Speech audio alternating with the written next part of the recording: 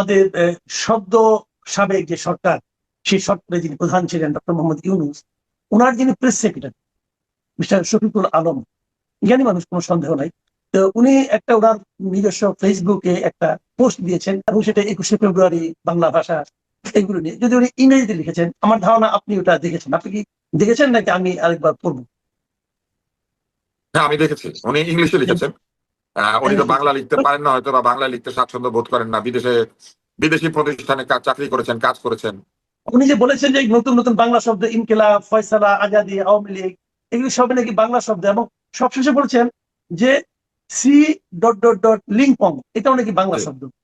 তো আপনি কি এই ওনার এই মন্তব্যের সঙ্গে একমত, অথবা ওনার এই মন্তব্য নিয়ে আপনার কোনো মন্তব্য আছে কি?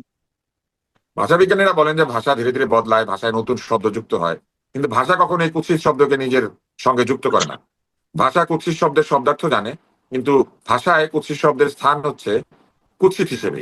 এটা কখনো সুন্দর শব্দ হিসেবে জায়গা পায় না। ভাষাতে সবই আছে, গালি আছে, অশ্রাব্য কথা আছে, সবই আছে, কিন্তু এগুলি ডিকশনারিতে থাকে, মানুষ সেগুলি ব্যবহার করে না। এগুলি জনসমক্ষে ব্যবহার করাকে মানুষ মনে করে এটা অন্যায়। তো এইবার আসেন, উনি লিখেছেন ইনসাফ is a beautiful Bangla word. ইনসাফ বাংলা শব্দ না, ইনসাফ হচ্ছে বিদেশি ভাষা, যেটা বাংলা আত্মীকৃত হয়েছে। কেন হয়েছে? কারণ এই শব্দগুলিকে নজরুল এবং মুসলিম কবিরা কবিতায় ব্যবহার করেছেন একটা সময়, কিন্তু বাংলাদেশের বহুল প্রচলিত শব্দ হিসেবে ইনসাফ নাই। আমরা ইনসাফ শব্দটাকে বহুল প্রচলিত ভাবে ব্যবহার করি না। উনি বলেছেন সহিদ ইনকিলাব। ইনকিলাব বলতে আমরা একটা পত্রিকাকেই বহু বছর ধরে বাংলাদেশে বুঝেছি, যেটার প্রতিষ্ঠাতা ছিলেন জমিয়তুল মোদারেরিসিন মাওলানা মান্নান, যার বিরুদ্ধে অনেক অভিযোগ রয়েছে। এবং এখন ইনকিলাব, এখনো মানুষকে ইনকিলাব বলে প্রথমে মানুষ মনে করতো এটা একটা পত্রিকার নাম। এটাকে উদ্ধার করে পুনর্বাসিত করা হয়েছে কিছুটা সময় ধরে।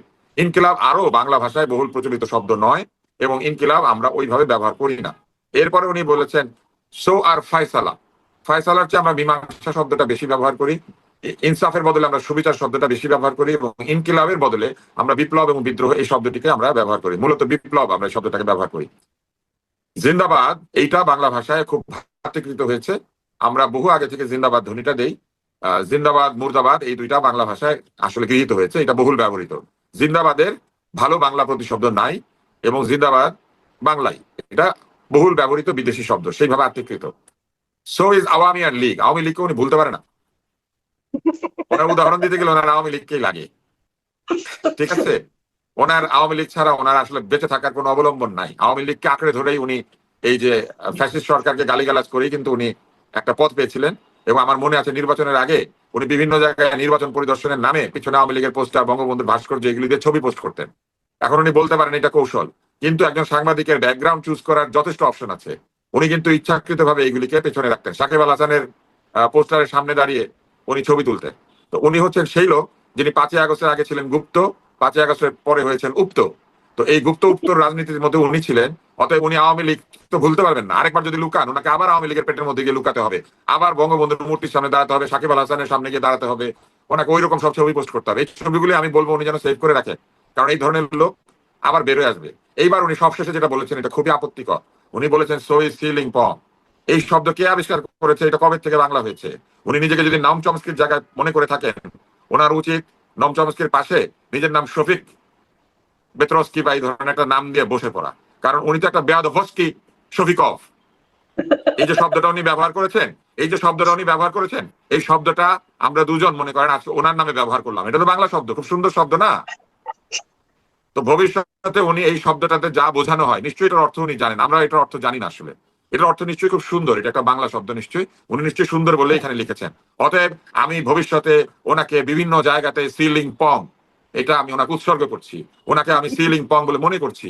আমরা সবাই আশা করছি এই সুন্দর শব্দটা দিয়ে উনি ওনার বক্তৃতা শুরু করবেন। ওনাকে দেখা হলে সবাই ওনাকে সালামের সঙ্গে সঙ্গে সিলিং পং বলবেন, এবং এই সিলিং পং শব্দটাকে উনি ওনার গাড়িতে, বাড়িতে, ডায়েরিতে সব জায়গাতে লিখে রাখবেন।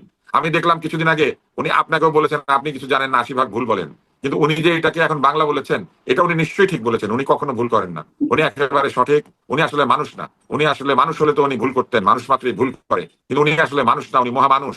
উনি এমন একজন মানুষ যিনি বাংলা ভাষায় এই শব্দটাকে যুক্ত করতে পেরেছেন। আমি বাংলা ভাষায় অমর অবদান রাখার জন্য আন্তর্জাতিক মাতৃভাষা দিবসে শফিক সাহেবকে বাংলার চুকলি সিলিং পং এই উপাধি দিলাম। আমরা আলোচনা যাই না, আমরা এখন আলোচনা শেষ করবো। অনেক ধন্যবাদ, অনেক ধন্যবাদ জনাব আব্দুল নূর প্রসাদ।